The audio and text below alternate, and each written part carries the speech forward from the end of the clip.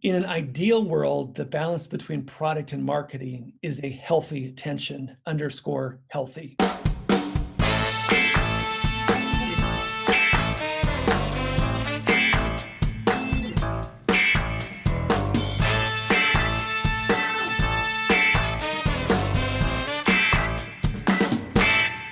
Okay, welcome back to the Marketing Playbook presented by Details Interactive. Here you'll take away 3 game-winning marketing plays every episode to take back to your team. I'm your host, Mark Friedman, and my career has been focused on direct-to-consumer marketing, direct mail, physical retail, and digital commerce. This is episode number 26, and today's guest is Craig Brommers. Before we get started, a quick thank you, as always, to Max Branstetter of the Wild Business Growth Podcast for producing this episode. You can reach him at max@maxpodcasting.com to help bring your podcast to life. Let's open the playbook. Ready, break. Well, hello, everyone. Thank you for joining the Marketing Playbook podcast. Today, I'm joined by Craig Brommers, CMO at American Eagle Outfitters. There are not too many people that have worked at such an impressive list of brands: Speedo, Calvin Klein, Abercrombie, Gap, and now American Eagle. Craig, welcome to the show. Thanks, Mark. Thanks for having me. Well, it's been a long time since I've seen you, Craig, and I know we've been able to stay in touch all these years. It's great that you've done that. You've had a really amazing career, and I can't wait for the listeners to hear all about that. But before we start there, how have you been? How's your family? Thanks for asking, Mark. Yeah, we're very good. My 2 daughters remain in live in-person school, which, knock on wood, continues over the coming weeks. And hey, we're out here in Connecticut. We're doing the best we can in a crazy year. All right, well, good. I'm glad that you're all well. We're recording this roughly the 3rd week in November, so we're still knee deep in this pandemic. So we like to start the show, Craig, getting a little bit of the first story, kind of your upbringing, siblings, where you grew up, and perhaps, if there was something, about your upbringing that might foreshadow a little bit about, how your career has transpired, that might be interesting to hear. Yeah, so Mark, I came from a humble middle-class American family. I grew up in Spokane, Washington, which is on the east side of Washington State. Both parents were public school teachers. I have a sister. We still remain very tight to this day. I generally am calling them, 4, 5, 6 times a week. And I think a couple things I reflect on my childhood of probably maybe the person, the professional I am today. One was my parents, even though they were public school teachers, definitely took advantage of their summers. And for 2, 3 months at a time, we were out exploring the world. And for me, that world was generally the West Coast. So up and down Washington State, Oregon, California, and beyond. And I think that wanderlust and that desire for new experiences is probably, kind of shaped me in terms of the professional I am today. And then I also think that my parents are kind people. My family is a kind family. And I think I've learned from them that even at this stage of my career, I think that people who have had the opportunity to work with me say, hey, Craig, he's a good guy. He's a nice guy. And sometimes in business, I guess, nice people don't always finish first. But I think I've had a pretty damn good career by practicing kindness. Well, I would certainly agree with that statement, having worked with you and have stayed friends with you now for 10 years. I think you're a very good guy, and you're very right for saying it that way. I was waiting for you to have a but in there, but there is no but, because you are a heck of a good guy. So we met, as I had mentioned here earlier, at Speedo. Warnaco was the owner of the North American license of the Speedo business. You were heading up marketing for that brand. How did you get to Speedo? It's funny. Being very frank with you, Mark, the first job I ever had, I was not a success. In fact, sometimes you learn from failure in your career. And one of the reasons why I don't believe I was successful in my first job was I was not a great networker, which for anyone that knows me now will be surprised, because I'm a pretty good networker at this stage of the career.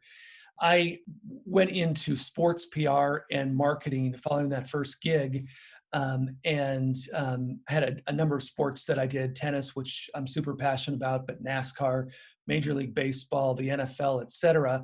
One of them happened to be Speedo, the swimwear company. So at the 1996 Atlanta Olympics, I was the agency for the brand, and I networked within that company. And fast forward to the planning for the 2000 Sydney Olympics, they were kind enough to offer me a full-time opportunity inside. And as you know, I had the privilege of leading marketing for the Sydney, Athens, and Beijing Olympics. Yeah, that's a really cool experience. I want to dig more into the Olympics experience in a second. I don't know if you'll remember this, but when I first joined Warnaco, and my role was kind of a corporate role, trying to drive digital commerce. Again, and this is 10 years ago, so some businesses were still learning. You and I and Kim Felix had a dinner. You took me to a really nice steakhouse in LA, I think it was. And during that, we had a really nice dinner. And I remember you saying, geez, there's so much that you've done in your career. You haven't done a lot of digital. At that moment in time, you were thirsty to learn a bit about that, and that was something that I, again, 10 years later, remembered that dinner and the way you talked about wanting to learn. I thought that was really interesting. No, I appreciate that, Mark. Obviously, you were instrumental in that stage of my career. Digital was just beginning to emerge as a really important way for customers to engage with brands and buy from brands. And obviously, fast forward to this coming week here at American Eagle, massive, massive digital business. We're banging on $2 billion in terms of e-commerce, and my marketing team in charge of much of the action on the site. So yeah, it's been quite a journey from when we met to today. Yeah. So let's go back to the Olympics for a second, and I definitely want to talk about some of the digital activation that you have going on. But you have so many places in your career that are interesting to talk about. Talk about the Michael Phelps Olympics and your experience with Michael and all of that. I mean, must have been awesome. Yeah, Mark, I always joke that Michael Phelps made me look very good, made the entire Speedo team look very good. But to be fair, we worked very, very hard in the build-up to his most famous Olympics, and perhaps the most famous Olympics of any Olympian, right? The 2008 Beijing Olympics, where Michael earned a record-breaking 8 gold medals. We actually signed Michael, though, right before the Sydney Olympics, and he kind of grew up with our Speedo family. We knew his mom, his sisters quite well. And so, rooting for him was kind of a family affair. It was real. It was visceral to be, row one next to those starter blocks in Beijing. And arguably still, one of the 2 or 3 highlights of my entire professional career. You don't get the chance to see history very often. And, for those 8 days, I did. Yeah, I had Paula Schneider as a guest as well recently, and I was telling her a story of how I met Michael up at the offices one day, and there was a lunch buffet there, and I was in the middle, standing next to him, and he wanted something, and he thought about asking me to get it for him, but then he realized if he just stuck his hand out, his his reach was so long, he didn't need my help. Right. I think that's the 7-foot wingspan, something like that. But yeah, an incredible swimmer. I keep in loose touch with his agent, Peter Carlisle. It sounds like Michael's in a good place with a great wife and a great family. So it's nice to see him in such a good place in his life right now. That's great. When you run marketing for these brands, sometimes you can hit some road bumps. How do you deal with perhaps some negative publicity that might come out in the midst of something that is very positive? There could be some things that are negative. How do you get on top of those quickly and kind of soothe whatever needs to be soothed? Yeah, I mean, I think internally, the teams that I've had the privilege of leading will always say, "Hey, Craig is even keel, calm, and always a pretty positive demeanor." And to your point, when you've been doing this for this long, there are critical moments where press or Wall Street or whatever it is gets anxious and antsy. And I've always learned that, hey, you march through. There is another side to this always, and you try to do the right thing. So I think probably the biggest speed bumps in my professional career. As you remember, we had this unbelievably successful full body swimsuit during this Beijing Olympics, but it was highly controversial. I worked for Mike Jeffries, the modern founder and CEO of Abercrombie and Fitch, a brand that courted controversy and certainly had to navigate some excitement there. And then even with Gap, a brand that is so synonymously tied to American retail and has had its fair share of ups and downs that you have to weather. Again, I think you just learn to march through it and try to be calm and easy going through it. Yeah, calm. I guess it has that. It's that Spokane, Washington upbringing There you that go. keeps you calm, right? Yeah, I think so. So post Speedo had the license was Warnaco, and then there was this company PVH, Phillips Van Heusen. They come together. PVH, I guess, buys Warnaco. Somehow you get into that family, right? And then you ultimately make a move to Calvin. So tell me about that. You needed to move cross country for that one, right? Yeah, that was a big move.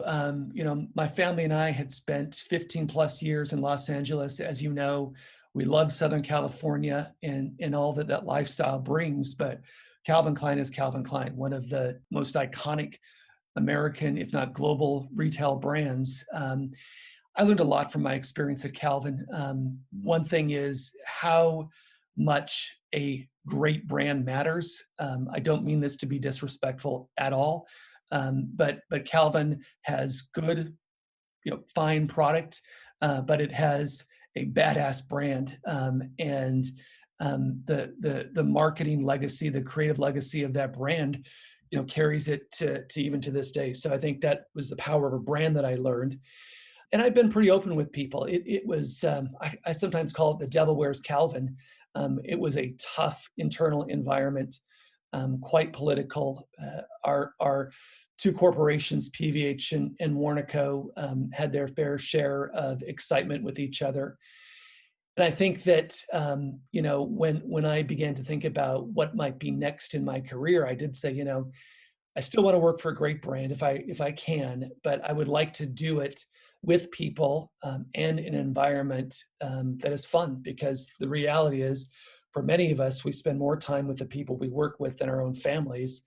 And hey, I want to win. I want to be competitive. I want to be the best, but I want to have fun doing it. And knock on wood, that's something I've been able to do right on up to my current gig at American Eagle. Culture, you talked about culture. From my experiences, culture very different between Speedo and Calvin. So was that something that was a challenge for you to get used to? You know what? Speedo, obviously a sports brand, and so that competitive drive to win was really outwardly directed, meaning we'd like to be in competition with Nike, with Adidas, with other swimwear brands. At Calvin Klein, which is a very complicated internal structure, licensors, JVs, et cetera, I often found that the competition was with each other internally. So again, no regrets at any stage of my professional career. And I think because of that, you take the good, but you also take the learnings with you. And again, to me, culture was going to be an important part of the rest of my career. It has been. And knock on wood, I've been able to do it with really good people in a really good environment. In a role that you have, working in businesses that are a combination, you mentioned wanting to work at a vertical retailer, but also having worked in a number of businesses that were heavily wholesale. How do you control the story, the storytelling about your brand when in reality, oftentimes that having it communicated out is so dependent upon the retailers that are selling your product? So, Mark, it's so funny that you say that, and I reflect back on my Calvin and Speedo days. And again, you learn as you grow as a professional. And as you know, that the next stage of my career was Calvin to Abercrombie and Fitch, a true vertical specialty retailer. And I love doing this. Why? Because we are in control. So hey, we're not perfect. We make mistakes, and I'm pointing the finger at myself more than anyone. But you are in control of your destiny. And to your point, it's much more difficult in the wholesale environment. You're always trying to influence a retailer on your positioning in the store, your marketing activations, et cetera. So I have found it great to be part of vertical specialty retailers because, again, you own it. So after Calvin comes Abercrombie, and the appeal there was vertical retailing. It was, and great brands, right? So I had the privilege of leading marketing for all the brands there within the A&F Corp. So the mother brand A&F, Hollister, which is actually a much larger brand than A&F in terms of revenue, and then a brand called Gilly Hicks, which was an intimate apparel brand. And I mentioned him previously, but I'll do it again now. Mike Jeffries was definitely part of the attraction of going to A&F. Mike was maybe one of the two or three great merchants in the US retail landscape over the last 30, 35 years. And one thing I learned from Mike is attention to detail. I mean, that guy had right down to the pencil on our desks, had it all considered in terms of what a true lifestyle brand was. And he was difficult, but I mean that in the best of ways. He drove you. He expected us to achieve greatness, long hours, but a lot of success. And again, I don't think there's another place I learned so much about what it means to be a brand. And at that time, A&F was really toggling between Gen Y and the early part of Gen Z, and then toggling between the physical world, which it was so famous for, and then the emerging digital world. So that was also a really interesting and fun time to be at A&F. Yeah, it's interesting. Oftentimes you just had a very positive statement about somebody that you also described as difficult. In our industry, as in most, there's some really difficult people. But it's interesting how you rationalize, maybe rationalize the wrong word, but you feel good about having been driven by somebody that was so challenging. It's interesting, Mark. As I reflect back on my career, I know this about myself. I like a good character. And Linda Walkner was the former CEO of Warnaco back in the late 90s. She took a liking to me, and I was just a kid at that time, Mark. And she was truly larger than life. Google her, anyone, and you'll see Mike Jeffries, again, larger than life character, but drove a business to its incredible levels. And I'm only 4 months old here at American Eagle, and obviously a lot still to learn and a lot still to accomplish. But we have an amazing chief creative officer by the name of Jen Foyle. Jen, the brand president of Aerie, and just promoted to the chief creative officer of the entire company. She grew up under Mickey Drexler, one of the other great merchants of the last 30 to 35 years. And Jen is also someone that, to me, is this, amazing, passionate retail character who drives her teams to achieve incredible results. And as you look at the Aerie brand in particular, it is arguably the fastest growing retail concept in America right now. So to your point, though, it's been fun to work with these characters throughout my career. I think I've learned a lot, and hopefully I've contributed a lot as well. I'm sure you have.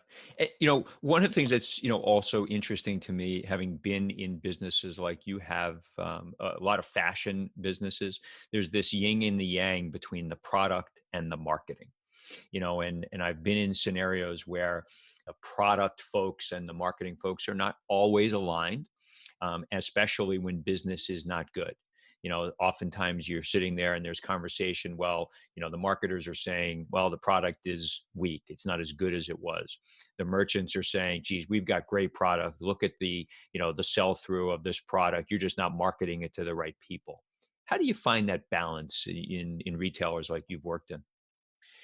In an ideal world, the balance between product and marketing is a healthy tension, underscore healthy, because you really do want those two functions to have honest, thoughtful conversations about where to take the brand, how to bring product to market, what is a store experience, whether physical or digital, come to life looking like.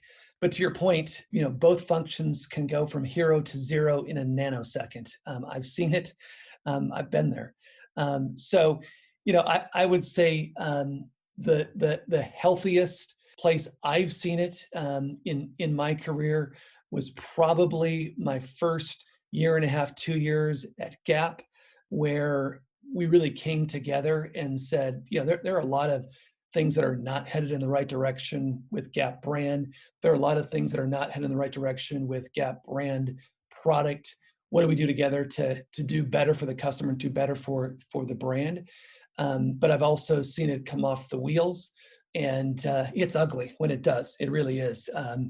And there's a lot of emotions. There's a lot of finger pointing, and it's my humble opinion, just not a very healthy way to go about it. Again, to me, it's a healthy tension that needs to exist. So after Abercrombie is the Gap. So the appeal at the Gap. Give us time frame. Was Gap starting or already in their challenging times?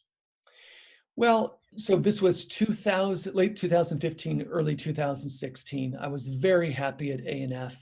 The now CEO, Fran Horowitz, was kind of gaining more power within the corporation. And so when Gap came along and then quickly made an offer, it was still to this date the most difficult career decision I made, because I'm a huge fan of Fran and a huge fan of the team that I built there, but Gap was still Gap, the most iconic retail brand. I really thought that I could contribute at a very high level and help Gap back to greatness. And, fast forward 2 years in my tenure at Gap, we had the best traffic trend in 11 years. We had the best brand health scores in 7 years. We had the first new customer file growth in 5 years. And yet it still didn't all come together. It's my story, so this is my point of view, and there could be others that disagree. But the product engine, the complication of getting product to market just never allowed us to be as successful as I believe we could have been. And as you know, the brand continues to still have its ups and downs. I still know people there, including the current CMO, who I'm a big fan of. And I'll always have a little bit of Gap blue in my blood and wish them well. So it'll be interesting to see as they launch their new collaboration with Kanye West in 21, if the brand can regain any momentum. So just to name drop from a college experience, you and I were talking briefly about Chip Berg, CEO at Levi's, coming from Lafayette College, which is where I went to school. Fran also went to Lafayette College as well. So I guess we're churning out lots of CEOs in major retailers. Wow, I had no idea. That's great. Chip is obviously an amazing CEO for another iconic denim brand, and as you know, Fran is terrific. The devil's in the details. You've probably heard that phrase time and time again in your professional life. Projects get started with great intentions, but you no longer have the time to pay attention to the little things that can make the difference between success and failure. At Details Interactive, you can discuss your business with a seasoned direct-to-consumer marketing executive who has helped launch and grow web businesses and integrate multi-channel marketing initiatives. Learn more at detailsinteractive.com. American Eagle, you mentioned it, a few times. That's you're 4 months in. What did you find when you started? Listen, I'm having so much fun in this new gig. A couple things come to mind. First of all, when I walked in the door, there was momentum behind the business. So, oftentimes when you're a new CMO, you're brought in to fix something. And I think here the brief is to build on something. American Eagle, the brand, is the number one choice of denim for kids 15 to 25 years old. Just looking at the new NPD data, sales data with my team last week, we now sell 1 out of every 4 pairs of jeans to women 15 to 25, and are actually the number one selling women's jeans for all ages in America. So with that denim foundation, the hope is to build on that success. Obviously, it's a crazy world right now, and we still have 900 physical stores out in American malls. The metrics I look at would indicate that we're doing better than most out there, but we have certainly seen our young Gen Z consumer dramatically switch into digital commerce. And although the brand was already over-indexing in digital commerce compared to our competitive set, even in these short 8 or 9 months, we're light years ahead of where we were even back in March. So, this is really about being best in class in digital in the truest sense, not just from a digital commerce perspective, but also from a digital marketing perspective. Social media is the oxygen of this generation. And so I spend most of my days TikToking and snapping and quite frankly, in some cases, learning about all of the new incredible digital platforms that these kids engage on. So I hope you hear it in my voice. It's been such a fun first months, and I can't wait to continue to see how the brand and business evolves in the coming months. I had a list of questions, that had to do with TikTok and all, and you mentioned it, so I'll go a little bit out of order in the way I was thinking about this. But let's talk TikTok and Disney. So you have a big activation going on now. Explain a little bit about what it is, in fact, and how that came together. Yeah, sometimes it's better to be lucky than be smart, right? So, I inherited this Disney American Eagle collaboration, although I was very happy in the interview process when I learned that this would be my first campaign. And it's been a terrific collaboration for both sides. Obviously, American Eagle has had some terrific talent relations recently, most notably Addison Rae, who has about a bazillion followers on TikTok. And obviously Disney is Disney, right? And when you think about Q4, when you think about holiday season in 2020, Gen Z has told us loud and clear, they want a gigantic warm hug of nostalgic holiday. They've had a pretty tough year, right? So I think bringing these two brands together has been terrific.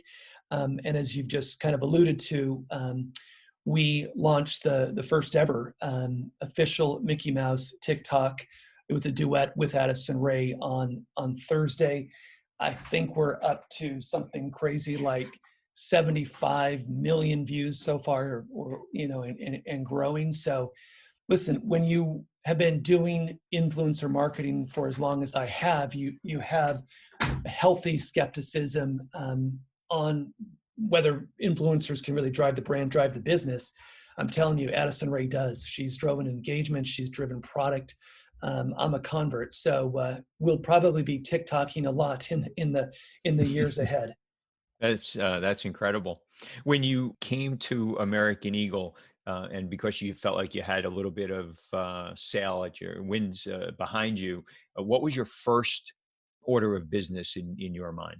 There are three things that usually one does in these roles, right? You look at where the brand is, you look at where the customer base is, and you don't get to sit in a CMO seat for very long unless you drive the business. These are not just about fancy photo shoots anymore. So, from a brand perspective, without giving everything away today, I think we have a sense of where we like to evolve the brand. And in my experience, dating all the way back to Calvin, iconic brands run towards who they are, but express themselves in modern ways. And so we'll begin that journey at American Eagle in the coming months. From a customer base perspective, again, there is no other retailer that is successful with Gen Z than American Eagle. I think there are a couple interesting areas as you just look at some of the research that I see. One is the opportunity to continue to grow beyond Gen Z. If I had $1 for especially every woman who's come up to me and said, my dirty little secret is I still wear American Eagle jeans because they fit so great at the price point that you guys offer it. So, is there an opportunity with Gen Y potentially? And then, I alluded to it before, but as we continue to look at our store fleet optimization, there's no doubt from a digital commerce perspective that we have a ton of opportunity. And when I think about driving the business, I think new ways to shop is something that I'm most excited by. We have a number of pilots over the course of the holiday season. I think I'm most excited by two. One, we launched a virtual Snap AE holiday pop-up store in early November. The response has been terrific, not just from an engagement perspective, but from a sales perspective as well, which allows me to believe that, these kind of unique digital reality experiences are something that we should continue to seek. And then I think second, we have Addison Rae doing some live video shopping on Instagram in December. You and I both know that Chinese influencers have had tremendous success in that market with video shopping. And I think it's going to be really interesting to see with someone with the kind of social following that Addison does, what does it mean for social commerce as well? So those are some of the things that I get excited about in my first 4 months at American Eagle. It sounds like you've had quite a bit to do, and you've accomplished a lot. That's great. In your LinkedIn profile, you note that you are adept at managing the art and science of modern marketing, which was perfect for me to see, because the question that I had already written for this conversation was, how do you balance branding initiatives versus good old-fashioned commercial tactics that immediately drive some measurable performance and sales, right? It's great to have awareness, but at the end of the day, you got to ring the cash register. Yeah, no doubt. And again, as I mentioned before, I don't get to sit in my seat for very long if the business isn't thriving. But I've been really strategic, I hope, in my career in picking retailers where brand is still important, because I just love the nice mix between brand and business. And again, I think I found it again here at American Eagle. And there are just gut decisions that you still make when you're driving the art of the marketing profession. But there's no doubt that we look at data every minute of every hour of every day to help drive certain parts of the business. Retention, acquisition, loyalty, customer file, promotional strategy. I can go on and on, Mark. All of them are informed by data. And so, if you're listening out there and you're thinking about, getting into retail marketing, and you think, well, here's someone that has had the privilege of leading Calvin and Gap and A&F and American Eagle, these brands that have such a great creative history. Hey, that's fun. I still, get to do that. But it is definitely a data-led marketing world now. And if you can't show up and analyze what's happening out there and then make smart strategic decisions in the moment, you're not going to have a very successful career in retail marketing. And I'm very open with everyone. I came from the lifestyle side of marketing, but I hope I've had a level of intellectual curiosity that has allowed me to learn as I've gone along. I'm still today not afraid to ask the quote unquote dumb question in the room in order to learn something. And today, I lead a group of almost 160 marketing professionals from wide ranges of the marketing function. And it's a lot of fun. 160. That's an impressive team that you have there. That's great. That's great.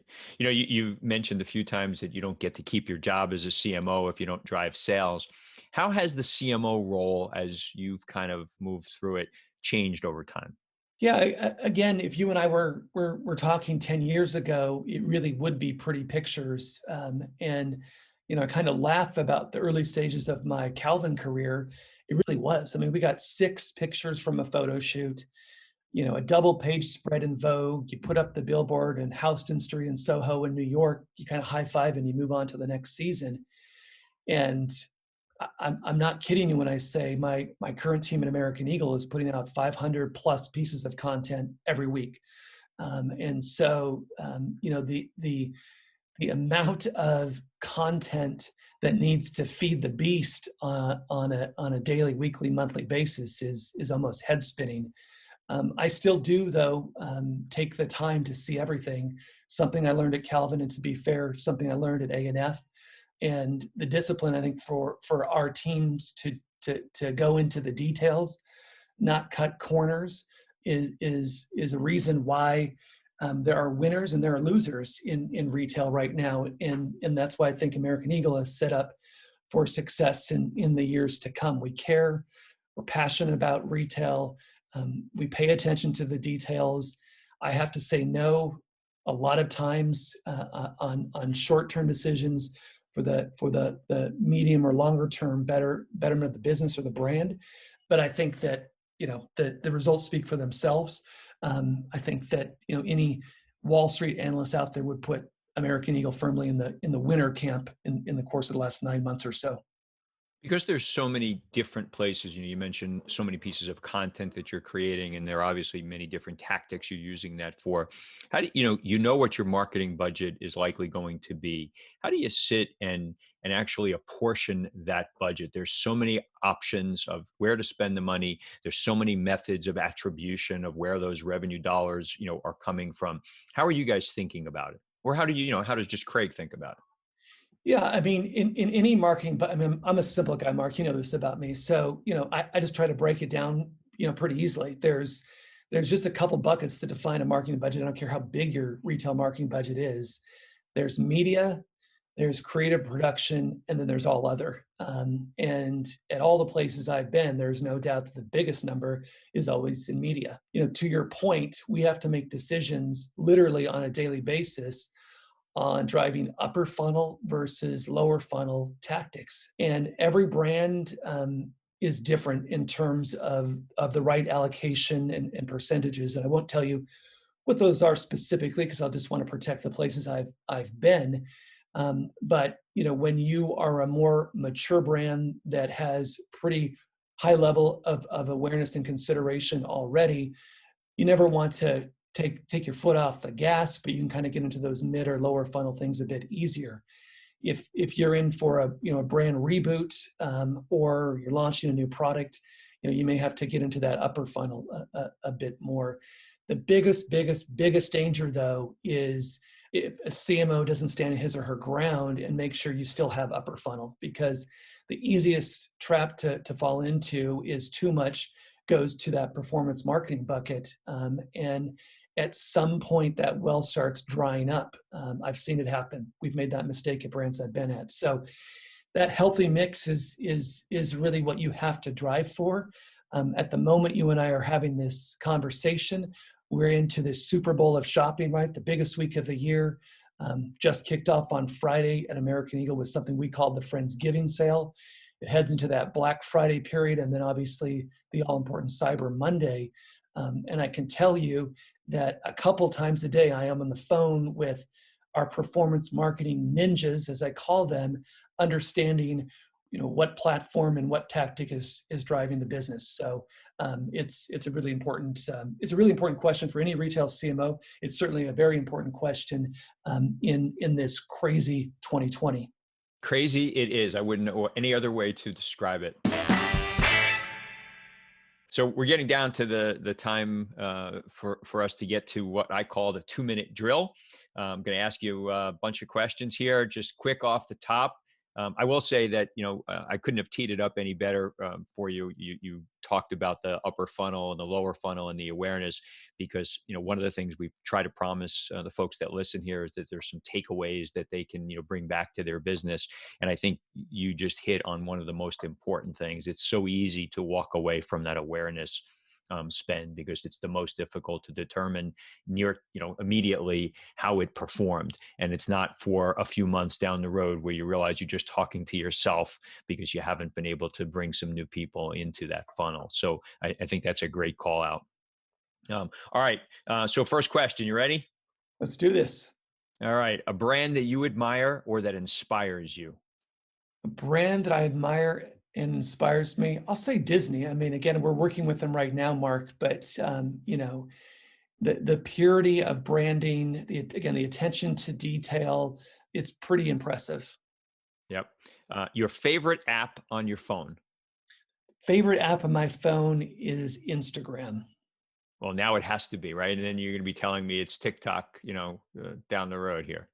Yeah, TikTok is definitely the favorite app on my daughter's phones, and the favorite app to embarrass me in my house. But no, I still love getting lost in Instagram. The last website other than Amazon that you shopped from? I'm trying to think out loud where I've been last besides my own sites, right? Right. So I think the last app was probably for travel, and that was for the Four Seasons property down in the Caribbean that unfortunately we had to cancel.